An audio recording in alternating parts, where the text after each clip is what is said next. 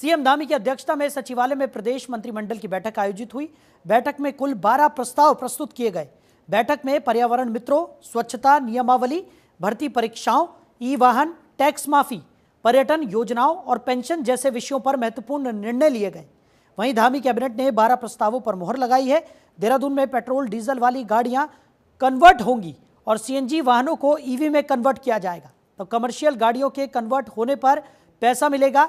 Hybrid और electric वाहन के लिए एमवी टैक्स माफ होगा। केवल निजी वाहनों के लिए यह नियम लागू होगा।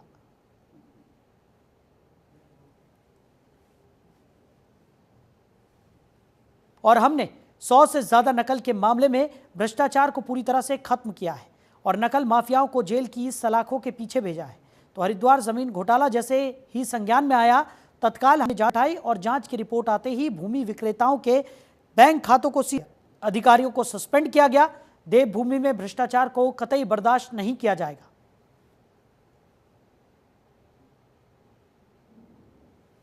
स्पष्ट मत है हमारी नीति भ्रष्टाचार को लेकर, हमारा बिल्कुल स्पष्ट मत है। हमारी नीति बिल्कुल जीरो टॉलरेंस की है। किसी भी कीमत पर देवभूमि में भ्रष्टाचार स्वीकार नहीं किया जाएगा। हमारी सरकार भ्रष्टाचार को जड़ से समाप्त करने के लिए लगातार काम कर रही है और हमने भ्रष्टाचार मारने के लिए 100 से भी ज़्यादा नकल भ्रष्टाचार को पूरी तरह से समाप्त करके जड़ से समाप्त किया और 100 से ज़्यादा नकल माफियाओं को जेल की सलाखों के पीछे भेजा। इसके अलावा भ्रष्टाचार के अन्य मामलों में भी 200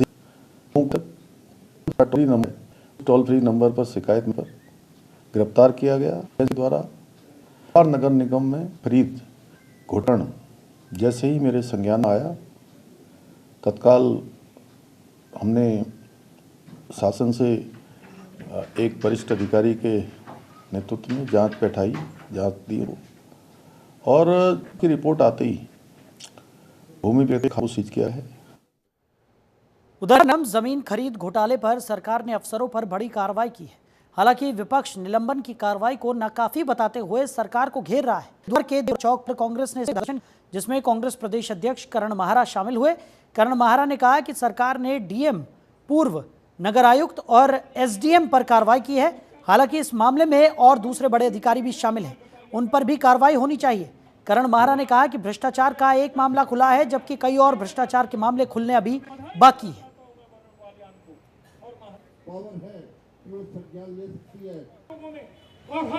कांग्रेस के कार्यकर्ताओं का दबाव है, धरना मेरी एक कार्रवाई की गई है, सस्पेंड किया गया है। लेकिन ये कुछ आप देख रहे होंगे, डीएम को कार्मिक और सतर्कता विभाग किया है और दोनों विभाग ऐसा जिसमें का काम पड़ता है, जो भी जांच अधिकारी होंगे या अन्य होंगे उससे प्रभावित रहते हैं, तो वहां से उस विभाग में अटैच होने की वजह से वो प्रभावित इस जांच को कर सकता है। सस्पेंड करके घर बैठाते, सस्पेंड करके कहीं और बैठाते, लेकिन कार्मिक और सतर्कता विभाग क्यों? आपको पता है दोनों विभागों की बड़ी महत्वता होती है। सतर्कता विभाग आईबी से लेकर इंटेलिजेंस तक सारा उसके देखरेख में होता है और कार्मिक में सारे कर्मचारियों का सब कुछ उसी ने देखना है। तो अगर उसके संग अटैच होंगे तो कहीं ना कहीं वो प्रभावित कर सकता है जांच को। तो एक तरफ जनता की आंख में धूल झोंकने के लिए सस्पेंड किया गया है, दूसरी तरफ कार्मिक और सतर्कता विभाग के संग अटैच किया गया। वहीं हरिद्वार भूमि घोटाले मामले पर हरीश रावत का भी बयान सामने आया है। कांग्रेस नेता हरीश रावत ने कहा कि ये अत्यधिक गंभीर मामला है, ये बड़ा भ्रष्टाचार है। राज्य के कई हिस्सों में इस तरह के घोटालों के समाचार मिलते हैं। भूमि घोटाले पर जज की देखरेख में या तो उच्च स्तरीय एसआईटी गठित हो या सीबीआई की जांच हो। जो भी जांच हो वो कोर्ट की देखरेख में होनी चाहिए।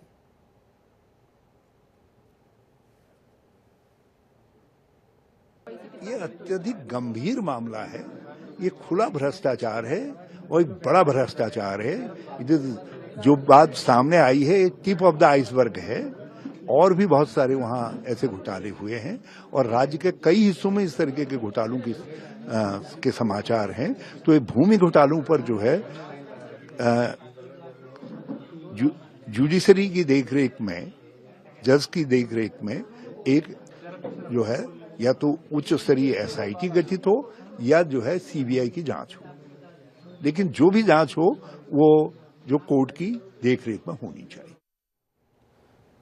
तो वहीं प्रदेश की खेल मंत्री रेखा आर्य ने विधानसभा कक्ष में उत्तराखंड ओलंपिक एसोसिएशन और खेल विभाग के अधिकारियों के साथ 23 जून को होने जा रहे ओलंपिक डे की तैयारियों को लेकर बैठक की। इसको लेकर जानकारी देते हुए खेल मंत्री ने बताया कि उत्तराखंड ओलंपिक एसोसिएशन और हमारे खेल विभाग के साथ संयुक्त बैठक हुई, जिसका मुख्य उद्देश्य 23 जून को ओलंपिक डे के सेलिब्रेशन को लेकर कार्य योजना बनाना था। तो प्रतियोगिताओं से लेकर किस प्रकार से पूरे प्रदेश के 13 जनपद में कार्यक्रम किए जाएंगे, उसकी रूपरेखा को लेकर बात हुई। कौन कौन सा गेम कौन कौन से जनपद में प्रचलित है, किस प्रकार से बच्चों का रजिस्ट्रेशन रहेगा, इन सब बिंदुओं पर चर्चा की गई। देखिए, आज उत्तराखंड ओलंपिक एसोसिएशन और हमारे खेल विभाग के संग में एक संयुक्त बैठक की गई है और बैठक का मुख्य उद्देश्य जो है वो 23 जून को जो हमारा ओलंपिक डे होता है उसके सेलिब्रेशन को लेकर एक तैयारी बैठक की गई है।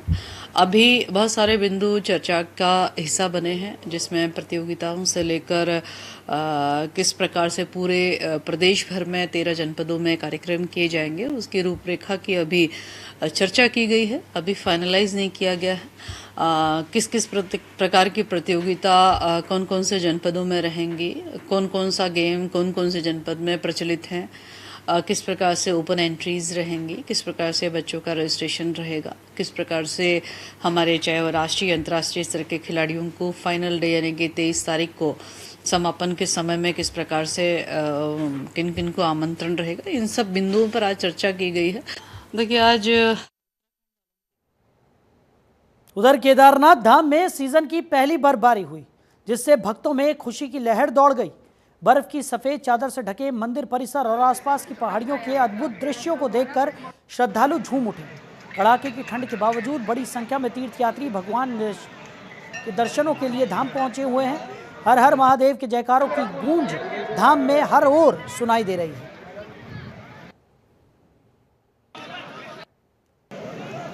झारखंड से बहुत जबरदस्त पहली बार लाइफ मैंने ऐसा एक्सपीरियंस कर रहा हूँ। मैं बहुत अच्छा लग रहा है। जय श्री केदार पारी में बहुत अच्छा लग रहा है भैया, अनएक्सपेक्टेड। लंदन तक गए, इतने पैसे खर्च के फोन नहीं मिला और यहाँ बाबा के दरबार में पूरा अमृत बरस रहा है। स्वर्ग के दर्शन यही है, यही स्वर्ग है। हम राजस्थान से आए, राजस्थान में भीलवाड़ा से। और हमने सोचा भी नहीं था कि यहाँ पे इतनी सुंदर बर्फबारी होगी और इतना सुंदर नज़ारा मिलेगा हमको, और बाबा के दर्शन करके हमें सूरज के दर्शन हो गए जैसे। उधर श्री हेमकुंड साहिब में एक बार फिर बर्फबारी शुरू हुई, लेकिन बर्फबारी के बीच श्रद्धालुओं पर श्री गुरु महाराज जी की अगाध आस्था फिर भारी पड़ती हुई नजर आई। अरदास के बाद हुई इस के बाद श्री हेमकुंड साहिब का अद्भुत नज़ारा दिखा। तस्वीरों में देखा जा सकता है कि दुनिया के सबसे ऊंचे गुरुद्वारे श्री हेमकुंड साहिब में बर्फबारी का सिलसिला जारी है। वहीं बर्फबारी के बीच श्रद्धालु गुरु लंगर से प्रसाद चखने के बाद वापस घांगरिया के लिए रवाना हो रहे हैं। सुरक्षा के लिए तैनात एसडीआरएफ की टीम भी हेमकुंड साहिब में स्पीकर के जरिए सभी श्रद्धालुओं से अपील करती नजर आ रही है कि धाम में मौसम बिगड़ रहा है, जल्द वापस गोविंद धाम घांगरिया की ओर रवाना हो। बता दें कि श्री हेमकुंड साहिब धाम सिख धर्म के 10वें गुरु श्री गोविंद सिंह जी महाराज को समर्पित है। श्री हेमकुंड साहिब गुरुद्वारा उत्तराखंड के चमोली जनपद की लोकपाल घाटी में करीब 15,250 फीट की ऊंचाई पर स्थित है। हेमकुंड साहिब में बर्फबारी होने पर गुरुद्वारा प्रबंधन कमेटी ने सभी संगतों को समय पर नीचे गोविंद धाम घांगरिया लौटने की अपील की और एसडीआरएफ ने भी समय से सभी श्रद्धालुओं को गुरुद्वारा परिसर से नीचे गुरु आस्था पथ तक पहुंचाने में मदद की।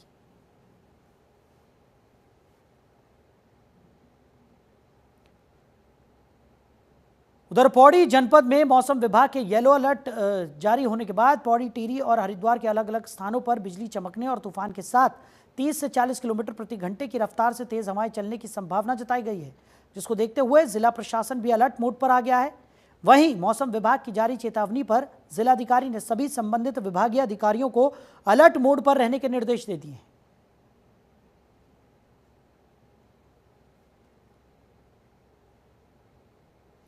उधर अल्मोड़ा में ड्रेनेज की समस्या से निजात पाने के लिए करीब 19 करोड़ बजट 3 वर्ष पहले स्वीकृत किया गया था।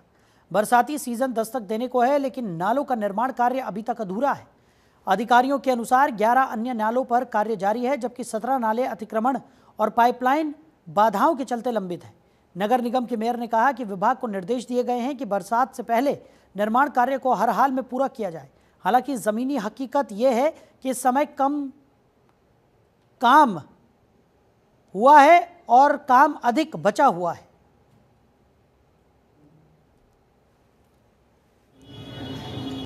ये अल्मोड़ी के जितने भी ड्रेनेज अपने जो नाले हैं और ड्रेनेज व्यवस्था है, इसमें हम लोगों ने नगर निगम की ओर से ये सख्त निर्देश दिए हैं सिंचाई विभाग को कि कोई समय के साथ ये कार्य पूरे किए जाए, ताकि अल्मोड़ा नगर की जनता को, अल्मोड़ा नगर को कहीं पर कोई ऐसी परेशानी का सामना। न्यूनगढ़ के तहत स्वीकृत हुई थी। ये कुल 1976.77 लाख की योजना स्वीकृत हुई थी, जिसमें से 1813.95 लाख सिंचाई विभाग के लिए तथा 162.85 लाख जल संस्थान के लिए यूटिलिटी शिफ्टिंग के लिए था। हमारे पास अभी तक 791 लाख रुपए अवमुक्त हुआ है, जिसमें से 150 लाख रुपए हमने जल संस्थान को दिए हैं यूटिलिटी शिफ्टिंग के लिए। शेष 641 लाख हमारे पास है, जिसमें से हम 620 लाख रुपए व्यय कर चुके हैं। इसमें हमारे पास जो नाले थे, इसमें कुल 39 नाले थे, जिनमें से हम 11 पूर्ण कर चुके हैं और 11 नालों में विभिन्न कारणों से अतिक्रमण या जल पाइपलाइन, मेनली पाइपलाइन, जल संस्थान की पाइपलाइन शिफ्ट न होने का कारण काम रुका हुआ। उधर नवनियुक्त जिलाधिकारी हरिद्वार मयूर दीक्षित आज कार्यभार ग्रहण करने वाले हैं। आपको बता दें कि IAS मयूर दीक्षित वर्तमान में टिहरी गढ़वाल के जिलाधिकारी की जिम्मेदारी के साथ ही पुनर्वास टिहरी बांध परियोजना के निर्देशक और जिला विकास प्राधिकरण टिहरी के उपाध्यक्ष के रूप में कार्यरत थे। अब उत्तराखंड शासन ने उन्हें इन सभी जिम्मेदारियों से मुक्त होकर हरिद्वार जिले के जिलाधिकारी की जिम्मेदारी सौंप दी है।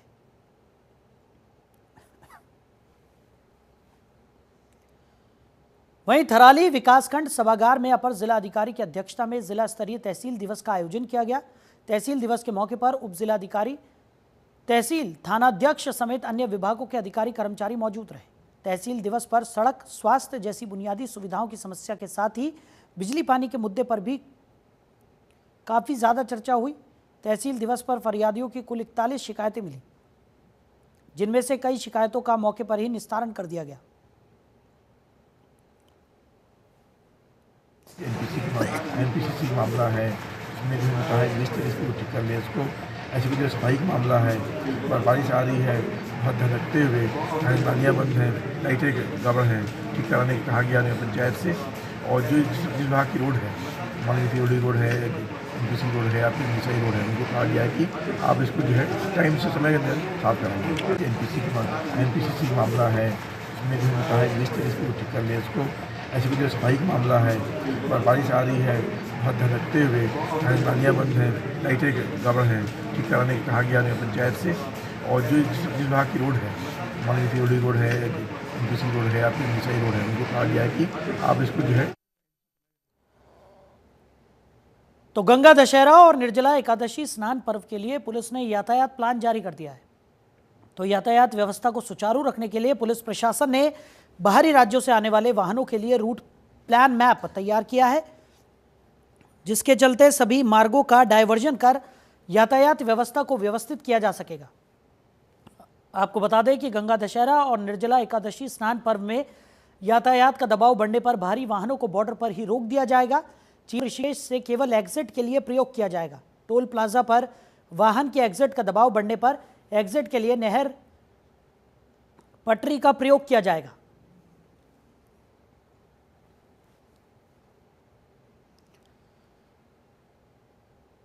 उधर पुलिस के ट्रैफिक प्लान से टेम्पो चालक काफी नाराज हैं और टेम्पो संचालित करने के लिए यूनियनों ने पुलिस के ट्रैफिक प्लान के खिलाफ अपनी आवाज बुलंद कर दी है। यूनियन के पदाधिकारियों ने नेपाली फार्म से सभी वाहनों को मुख्य मार्ग से ऋषिकेश भेजने और सभी टेम्पो को राम झूला, लक्ष्मण झूला तक बिना बाधा के भेजने की मांग की है। मांग पूरी नहीं होने पर उग्र आंदोलन करने की चेतावनी टेम्पो यूनियनों ने दी है। आंदोलन ना हो, इसके लिए देहरादून और टिहरी पुलिस से ट्रैफिक प्लान को मुख्य हरिद्वार मार्ग से संचालित करने की मांग की गई है। तपोवन आप भी जानते हैं, सभी दुनिया जानती है कि तपोवन एक विश्व प्रसिद्ध पर्यटक स्थल है। हमारा कहना है कि जब कोई यात्री आते हैं ना, तो उनको लक्ष्मण झूला भी आने दिया जाए, क्योंकि लक्ष्मण झूला हमारा मेन क्षेत्र है जो हमारे व्यापारियों के भाइयों के रोजगार से जुड़ा है। वहाँ पर पार्किंग की भी व्यवस्था बहुत अच्छी है। ऐसा नहीं है कि वहाँ पार्किंग की व्यवस्था नहीं है और दुनिया भर के वहाँ पर गाड़ियाँ ठहर सकती हैं। आज स्थिति है वहाँ मार्केट बिल्कुल सुनसान पड़ा। सभी लोगों ने लोन ले रखा, किसी ने कर्जा ले रखा, किसी ने अपने परिवार को चलाने के लिए रोजी रोटी का संकट बहुत बड़ा पैदा हो गया। और हमारा मुख्य जो वाहक था ये टेम्पो यूनियन का, टेम्पो जो है लोकल लोगों को ले जाने का काम करता था। हम जो देखते हैं, जो तपोवन, लक्ष्मण झूला, मुनिकीरेती, ऋषिकेश में जो पर्यटक आना चाहता है उसको जो है नेपाली फार्म तिराहे से भेजकर फिर रानी पोखरी से नरेंद्र नगर और इस तरीके से अगर घूम के भद्रकाली तक आता भी है फिर वो उसी जाम में फंसा हो जिस जाम से बचाने की हम उसे कोशिश करते हैं। और जब वो आदमी भद्रकाली में पहुंचता है उसे बाईपास के रास्ते सीधा जो है तपोवन में भी नहीं रुकने देते, क्योंकि तपोवन में सारे जो चौक इधर से उधर जाने वाले हैं, चाहे लक्ष्मण झूला को जाने वाला है या बालकनाथ से ऊपर नीचे जाने वाला है, उस पर भी नहीं रुकने देते। ये ऋषिकेश, लक्ष्मण झूला, तपोवन ये विश्व प्रसिद्ध जगह है। देश और विदेश से लाखों करोड़ों तीर्थयात्री पर्यटक यहाँ आते हैं। हमारा विरोध यह है कि एक तो देहरादून पुलिस प्रशासन उनको नेपाली फार्म से रोक करके 65 किलोमीटर उनको घुमा रहा है, यात्री आते आते टूट जाता है। दूसरा, जो हमारा विक्रम व्यवसाय है, टेम्पो व्यवसाय है, जो गरीबों को लेकर के लक्ष्मण झूला, स्वर्गाश्रम, राफ्टिंग वालों को, होटलर्स को लेके जाते हैं, इन्होंने उसको अवरुद्ध कर दिया है। और बहुत से लोगों की बुकिंग होती है होटल में, राफ्टिंग की बुकिंग होती है, वो हमारे वाहनों द्वारा जाते हैं। लेकिन मैं विशेष रूप से कहना चाहता हूँ, टिहरी पुलिस प्रशासन यदि इसका बस चले तो ये पूरी यात्रा को बंद कर दे। उधर आगामी ईद पर्व को लेकर हरिद्वार के बुग्गावाला में प्रभारी निरीक्षक ने शांति और कानून व्यवस्था बनाए रखने के लिए शांति समिति गोष्ठी का आयोजन किया। गोष्ठी में प्रशासन द्वारा पर्व के संबंध में जारी दिशा निर्देशों से सभी को अवगत कराया गया और यह भी आग्रह किया गया कि पर्व के दौरान किसी भी प्रकार की अफवाह और असामाजिक गतिविधियों से दूर रहकर पुलिस प्रशासन का सहयोग करे। सामाजिक सौहार्द बनाए रखने की भी अपील की गई।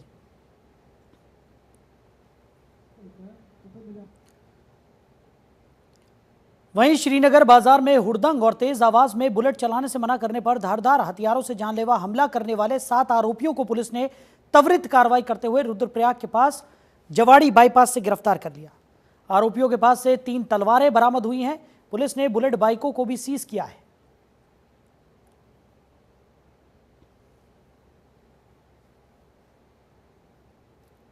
उधर राज्य सफाई कर्मचारी आयोग के उपाध्यक्ष और राज्य मंत्री भगवत प्रसाद मकवाना का ऋषिकेश पहुंचने पर पर्यावरण मित्रों ने भव्य स्वागत और सम्मान किया। मौके पर राज्य मंत्री ने सफाई कर्मचारियों की समस्याओं को सुना और उनका समाधान प्राथमिकता से करने का आश्वासन दिया। राज्य मंत्री ने कहा कि जल्दी से जल्दी सफाई कर्मचारियों की समस्याओं का समाधान हो, इसके लिए मुख्यमंत्री से वार्ता की जाएगी। उन्होंने बताया कि सफाई कर्मचारियों की सभी समस्याओं से वो भली भांति परिचित है। ऋषिकेश आकर सफाई कर्मचारियों के मुंह से उनकी समस्याओं को सुनना भी हो गया है और सफाई कर्मचारियों को किसी भी प्रकार की दिक्कत परेशानी ना हो, इसके प्रयास किए जाएंगे। कर दिया अभी अधिकारी लोग उसमें नियमावली बनवा रहे हैं, कौन कौन सी कैटेगरी अस्थायी श्रेणी की उसमें सम्मिलित होगी। लेकिन मेरा इस आपके माध्यम से, चैनल के माध्यम से माननीय मुख्यमंत्री जी से, अपने अधिकारियों से निवेदन है कि आप सफाई कर्मचारियों को उसमें प्राथमिकता से रखें, क्योंकि ये सभी के जीवन को सुरक्षा देने का काम करते हैं, स्वास्थ्य की रक्षा करने का काम करते हैं। सबसे ज़्यादा जो है कष्टदायक इनका जीवन होता है, अनेकों बीमारियों को, संक्रामक रोग इनको हो जाते हैं।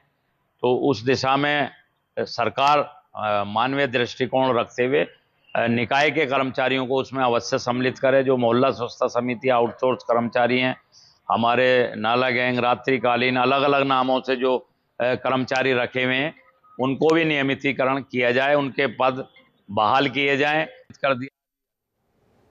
उधर कीर्तिनगर तहसील कार्यालय परिसर में राजस्व उपनिर्धारण और अंश निर्धारण के मुद्दों पर 2 दिवसीय कार्य बहिष्कार शुरू कर दिया है। इस दौरान राजस्व उपनिरीक्षक संघ ने उपजिलाधिकारी कीर्तिनगर को मांगों के संदर्भ में ज्ञापन भी सौंपा। इस दौरान प्रदर्शनकारियों के बाद कहा गया कि जल्द ही मांगे नहीं मानी गई तो आंदोलन को तेज किया जाएगा। इस मौके पर पौड़ी तहसील के अध्यक्ष संरक्षक गौरव लिंगवाल, विजयराम पंत, पंकज रावत, कुलदीप सिंह सहित कई लोग शामिल हुए।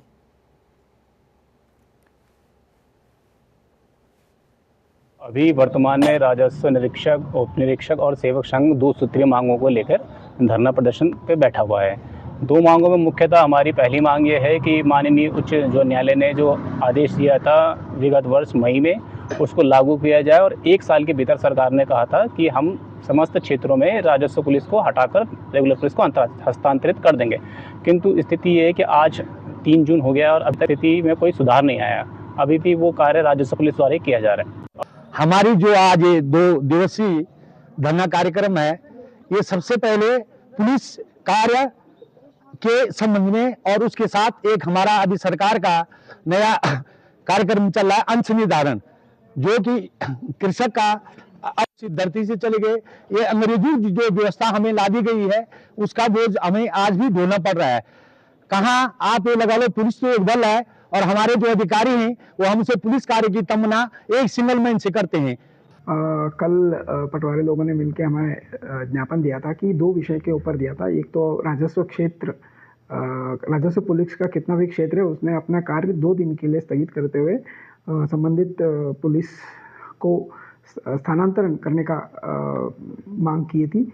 और दूसरा अंश निर्धारण के बारे में भी बात किया था। इस दौरान आज ऐसा कोई प्रतिकूल परिस्थिति ना हो पाए, इसीलिए दूसरा विभाग को मतलब पुलिस को या बाकी काम करने के लिए अन्य अधिकारी को निर्देश दिया गया है।